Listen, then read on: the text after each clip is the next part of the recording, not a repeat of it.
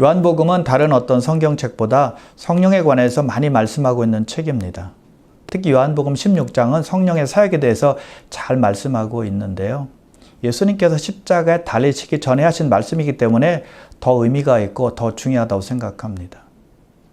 예수님께서 제자들에게 나쁜 소식을 전해주십니다. 제자 중에 하나가 예수님을 배신할 것이고 또 다른 제자 하나는 예수님을 부인할 것이다 라고 말씀을 하세요. 그리고 예수님께서는 고난받고 죽음을 당할 것이다 라고 말씀하고 있는 것입니다. 참으로 슬픈 소식입니다. 그런데 16장에 보니까 예수님께서 아주 기쁜 소식을 전하고 있습니다. 예수님께서 성령을 보내시면 그 성령께서 제자들 안에서 놀라운 일을 하게 된다는 겁니다. 예수님께 주시는 그 기쁜 소식, 성령이 오시는 거잖아요. 자, 오늘은 성령의 사역에 대해서 성령이 어떤 역할을 하는지 좀 알아보도록 하겠습니다. 자, 첫 번째 성령의 역할, 믿는 자 안에서 내주하십니다. 믿는 자 안에 거하신다는 거예요. 본문 7절인데요. 그러나 내가 너에게 실상을 말하노니 내가 떠나가는 것이 너에게 유익이라. 내가 떠나가지 아니하면 보혜사가 너에게로 오시지 아니할 것이요 가면 내가 그를 너에게로 보내리니. 예수님께서 떠나가는 것이 우리에게 유익인 이유는 떠나셔야 성령이 오시기 때문입니다. 요한복음 7장 39절에 이렇게 말씀하고 있는데요. 예수께서 아직 영광을 받지 아니하셨으므로 성령이 아직 그들에게 계시지 아니하시더라. 그때까지 성령이 오시지 않은 것입니다. 예수님께서 십자가에서 죽으시고 부활하신 후 영광을 받으시면 그때 비로소 성령을 보내주시고 우리 안에 성령이 내주하시는 것입니다. 성령은 예수 믿고 죄 씻음 받은 사람들 안에 거하십니다. 우리는 원래 악취나는 죄인들이었지만 예수님의 죽으심으로 말미암아 향기나는 성도로 바뀐 것입니다. 그래서 예수님의 죽으심과 부활하심을 믿을 때 깨끗하게 되고 성령께서는 그런 깨끗한 그릇 안에 들어오시는 것입니다. 그런 사람이 성령님의 거처가 되는 것입니다. 그래서 예수님께서 십자가를 통해 떠나심으로 성령이 오시게 되었고 성령님은 모든 믿는 자 안에 거하시며 동시에 어디에나 계실 수 있게 된 것입니다. 자, 여러분, 예수 믿는 자의 몸은 어떤 몸인지 아십니까? 성령이 거하는 몸입니다. 고린도전서 6장 19절인데요. 너희 몸은 너희가 하나님께로부터 받은 바 너희 가운데 계신 성령의 전인 줄 알지 못하느냐. 놀라운 말씀이죠. 우리가 성령이 거하는 전이라는 것입니다. 우리가 걸어다니는 성전이에요. 왜요? 성령이 우리 안에 계시니까요. 요한복음 14장 17절인데요. 그는 진리의 영이라 세상은 능히 그를 받지 못하나니 이는 그를 보지도 못하고 알지도 못함이라. 그러나 너희는 그를 아나니 그는 너희와 함께 거하시며 또 너희 속에 계시겠습니다. 예수 그리스도를 거부하는 이 세상은 성령을 받지 못합니다. 보지도 못하고 알지도 못하는 겁니다. 왜요? 믿지 않으니까요. 받아들이지 않으니까요. 그러나 제자들 속에는 그리고 믿는 우리에게는 성령이 거하신다는 것입니다. 할렐루야. 자, 그렇다면 성령께서 우리 안에 거하시면 어떤 유익이 있을까요? 첫 번째, 낙심된 마음에 위로하십니다. 근데 우리가 언제 위로를 받을 수 있을까요? 대개는 온 성도가 함께 예배드릴 때입니다. 하나님을 찬양하고 하나님을 경배할 때예요. 한 마음으로 하나님을 높여드릴 때 하나님께서 임재하셔서 성령께서 우리를 터치하시는 거예요. 아픈 마음, 상한 마음, 괴로운 마음이 있어갖고 낙심될 때 우리를 위로해 주시고 격려해 주신다는 것입니다. 그래서 우리가 다시 한번 새 힘을 얻게 되고 새로운 마음을 갖게 되는 것입니다. 우리가 일어설 수 있도록 성령께서 만져주시는 거예요. 그래서 성령의 이름이 보혜사입니다. 뜻이 우리를 돕는 자, 우리를 위로하는 자잖아요. 그 말씀 그대로, 그 이름 그대로 우리에게 역사하시는 것이죠. 자, 또 성령이 우리 안에 거할 때 우리에게 남을 용서하는 마음이 생깁니다. 누가 우리에게 잘못했어요. 그럼 용서가 되는 거예요. 물론 처음에는 누가 나에게 잘못하면 괘씸한 마음 때문에 용서가 되지 않죠. 분노가 가라앉지 않아요. 그런데 점차 용서함으로 바뀌게 되는 것을 느끼게 되죠. 우리 힘으로는 할 수 없습니다. 우리의 능력으로는 안 되는 겁니다. 성령께서 하셔야 가능하다는 거예요. 스가랴 4장 6절인데요. 이는 힘으로 되지 아니하며 능력으로 되지 아니하고 오직 나의 영으로 되느니라. 할렐루야. 우리의 힘으로 안 됩니다. 우리의 능력으로 안 된다는 것입니다. 오직 여호와의 영, 성령의 힘으로 가능하다는 거예요. 자, 그리고 성령께서 우리 안에 거하시면 우리가 지은 죄를 깨닫게 됩니다. 우리가 죄를 숨기지 못해요. 전에는 어떤 죄를 지었을 때 거짓말을 만약 했다고 예를 들어보세요. 그러면 마음의 동요가 별로 없었어요. 근데 예수 믿고 성령께서 우리 안에 거하시게 되면 조금만 거짓말을 할지라도 마음이 힘들어집니다. 견디질 못하는 겁니다. 왜요? 성령께서는요, 거짓의 영이 아니라 정직의 영이시기 때문에 그렇습니다. 다윗이 밧세바와 간음죄를 지었을 때 고백한 시편이 시편 51편이죠. 그 시편에 보니까 다윗이 아주 처절하게 하나님 앞에 자기 죄를 고백하고 있습니다. 자, 1절에서 3절 이렇게 말하고 있는데요.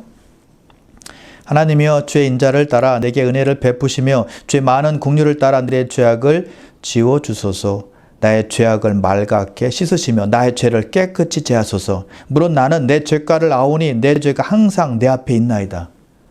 자기 죄가 얼마나 큰지를 깨달았기 때문에 자기 죄가 항상 자기 앞에 있대요. 그러니 긍휼하신 하나님께서 자기 죄를 지워달라고 고백하고 있는 것입니다. 다시 어떻게 자기 죄를 깨달을 수 있었겠습니까? 어떻게 그렇게 철저하게 자기 죄를 자백할 수 있었겠습니까? 성령께서 역사하셨기 때문이라는 것이죠. 자, 그리고 성령께서 우리 안에 거할 때 어떤 일이 일어날까요? 하나님께서 원하시는 것을 꿈꾸게 되고 그것을 행하게 됩니다. 빌립보서 2장 13절인데요.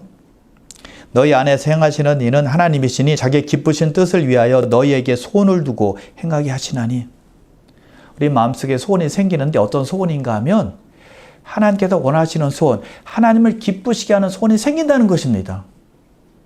여러분, 성령께서 역사하시지 않는데 이런 소원이 어떻게 우리에게 생길 수 있겠습니까? 우리는요, 우리가 원하는 것을 꿈꾸고 이루기도 바쁜 사람들입니다. 근데 하나님께 원하시는 것을 생각한다. 성령께서 역사하셨다는 것입니다. 우리에게 마음을 주신 거예요. 그런 소원을 갖게 하셨다는 것이죠. 하나님을 위해 하고 싶은 일이 생각나게 하시고 또한 행하게 하시는 거예요. 자, 우리가 성경을 읽을 때나 혹은 설교를 들을 때 은혜를 받습니다. 그럼 어떻게 되나요? 우리 마음이 뜨거워지죠. 하나님의 일을 하고 싶은 생각이 드는 것입니다. 하나님께서 원하시는 소원이 무엇인지 생각하게 된다는 것입니다. 하나님께서 기뻐하시는 일을 하고 싶은 마음이 생긴다는 것입니다. 그런 열정, 열망이 생기는 거예요.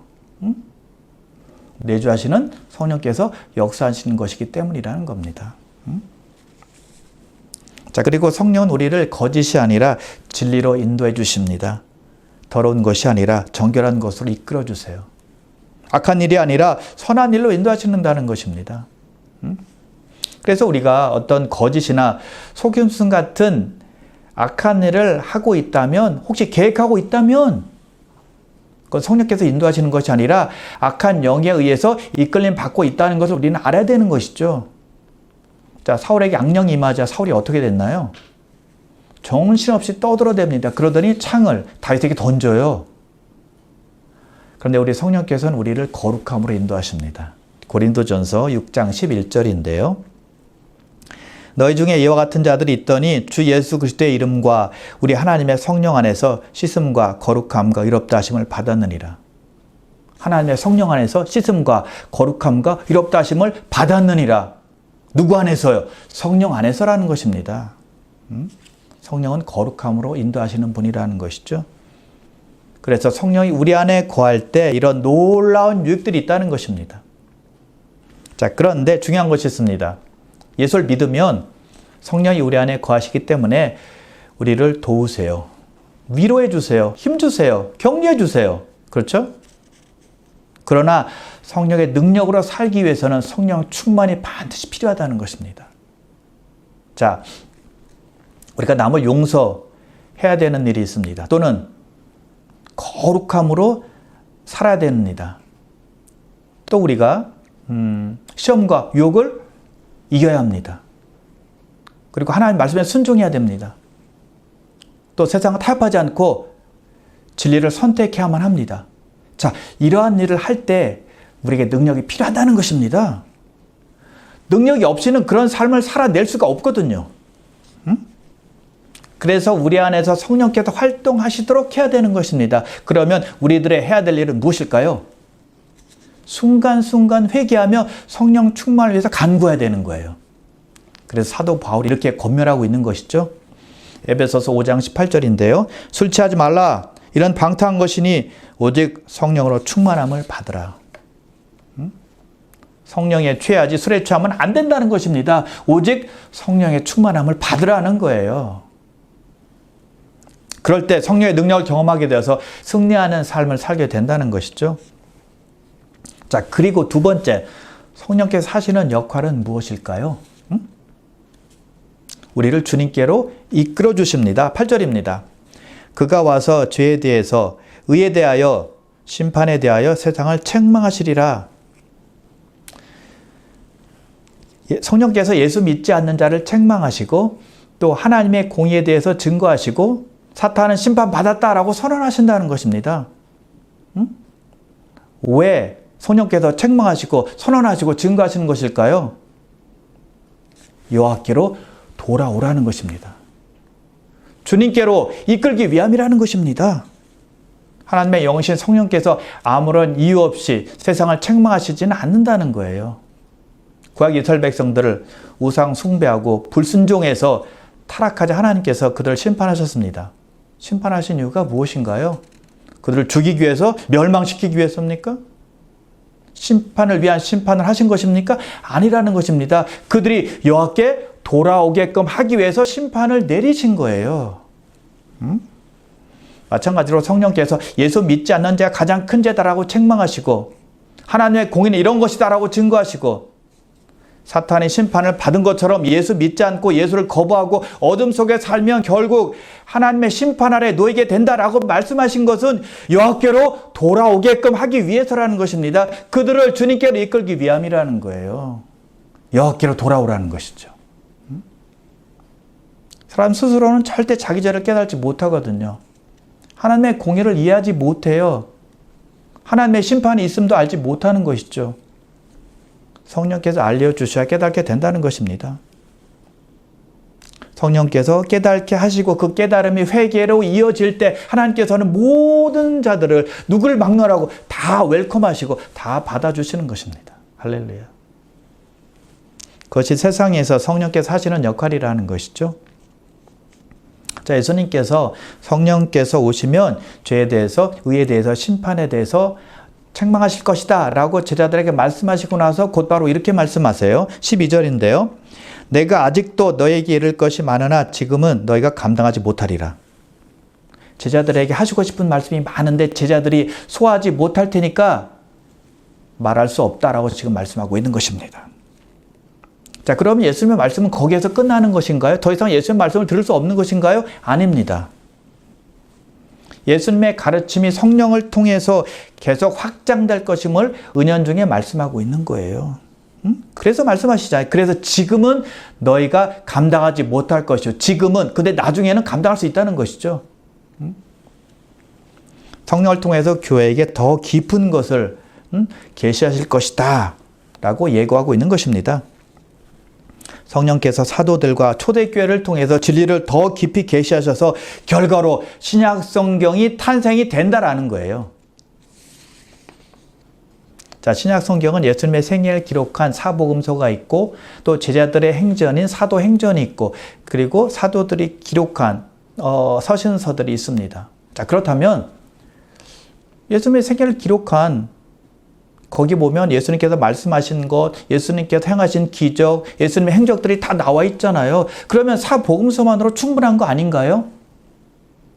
우리의 구세주가 되시고 우리의 주인이 되시는 예수님에 대해서만 알면 되는 것 아닌가요? 그런데 예수님께서는 제자들에게 못한 말이 있다고 말씀하고 있는 것입니다. 또 하고 싶은 말씀이 있다는 거예요. 자, 그렇다면 그것을 성령을 통해서 사도들을 사용해서 기록하게 하셨는데 그것이 신약 성경이다라고 볼 수 있다는 것이죠. 그래서 사도행전도 기록하게 하시고 바울 서신들도 기록하게 하시고 공동 서신도 기록하게 하신 것입니다. 예수님의 뜻을 그대로 받아서 사도들이 적은 거예요. 그래서 예수님께서 하신 말씀만 우리가 믿는 것이 아니라 사도 바울이 하신 말씀도 믿어야 되고 또 성경의 다른 저자들이 하신 말씀도 하나님의 말씀으로 믿어야 된다는 겁니다. 왜 그럴까요?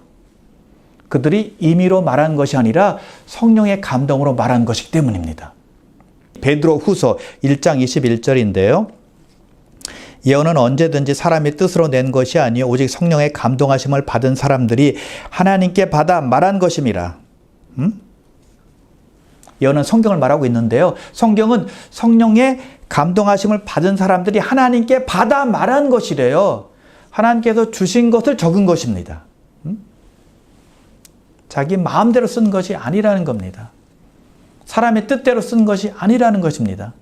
자기 생각대로, 자기 감정대로, 자기 경험대로 쓴 것이 아니라는 겁니다. 성령의 조명 아래에서, 성령의 인도하심 아래에서, 성령의 감동하심 아래에서 기록된 것이 우리가 가지고 있는 성경이라는 거예요. 그래서 제자들에게 닿지 못한 예수님의 말씀들이 성령을 통해서 성경의 저자들을 사용해서 고스란히 우리에게 전해지게 되었다는 것이죠.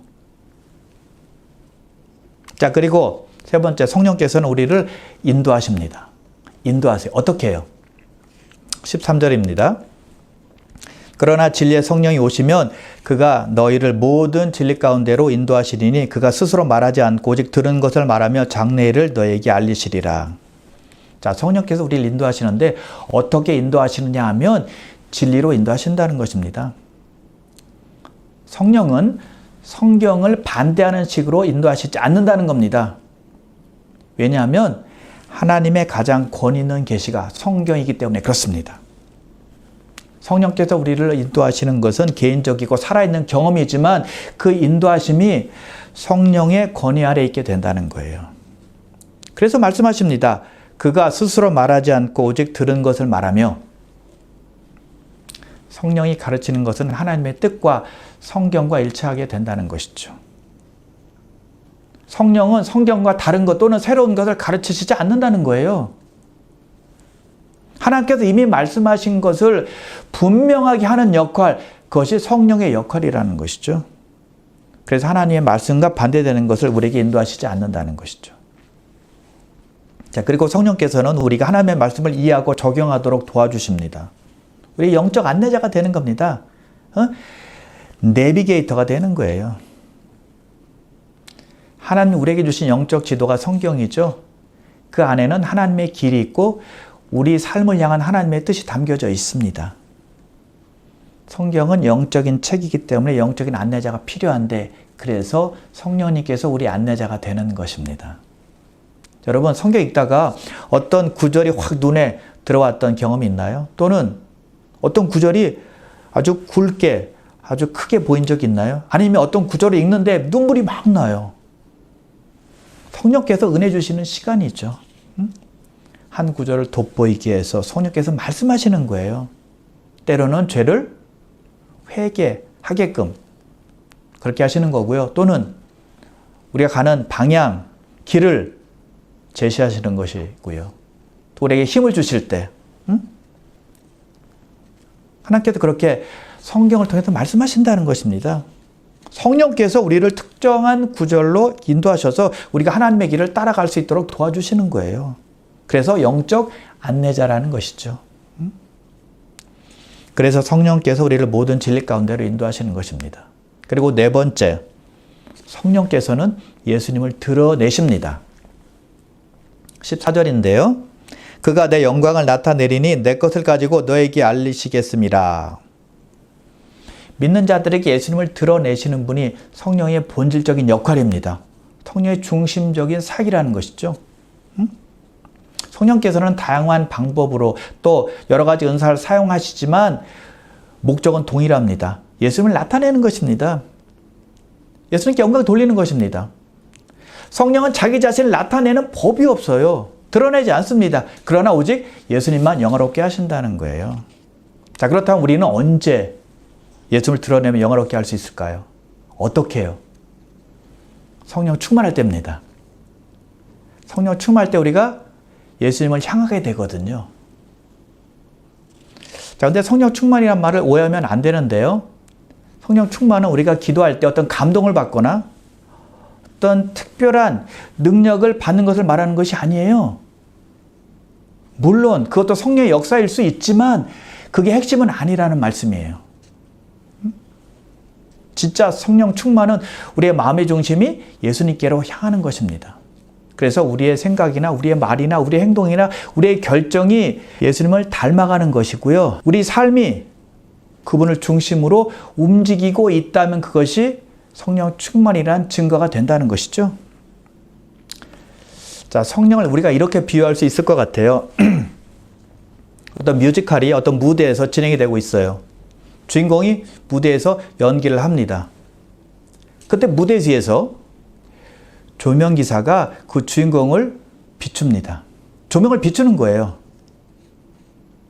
그 조명기사는 자신을 드러내지 않고 주인공만 비추게 되죠. 바로 성령의 역할이 바로 그런 역할이라는 것입니다. 자신을 드러내지 않고 항상 예수님께 빛을 비추며 예수님만 드러내는 겁니다. 우리가 성령 충만할 때 바로 그렇게 된다는 것입니다. 나는 감추고 예수님을 드러내게 하고 예수님을 자랑하고 예수님을 높이고 예수님을 찬양하는 것입니다. 침례 요한이 그렇게 했어요. 이렇게 고백하죠. 그는 흥하여 하겠고 나는 쇠하여야 하리라. 침례 요한은 정말 성령 충만한 사람이었다는 것이죠. 자, 성령 충만하면 어떻게 될까요? 우리가 성경 읽을 때 예수님이 선명하게 보입니다. 또 기도하는데 예수님 마음이 느껴져요. 또 공동체에서 생활할 때 온유하고 겸손하신 예수님이 나타납니다. 누가 그렇게 인도합니까? 누가 그렇게 도와주십니까? 성령님이시라는 거예요. 그런데 예수님은 온데간데 없고 나만 나타난다면 성령 충만이 아니라 내가 충만이에요.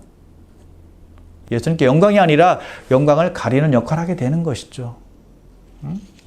성령으로 충만할 때 우리는 예수님과 그의 교회와 또 그의 성도들을 욕되게 하는 그런 행동을 하지 않게 되는 것이죠.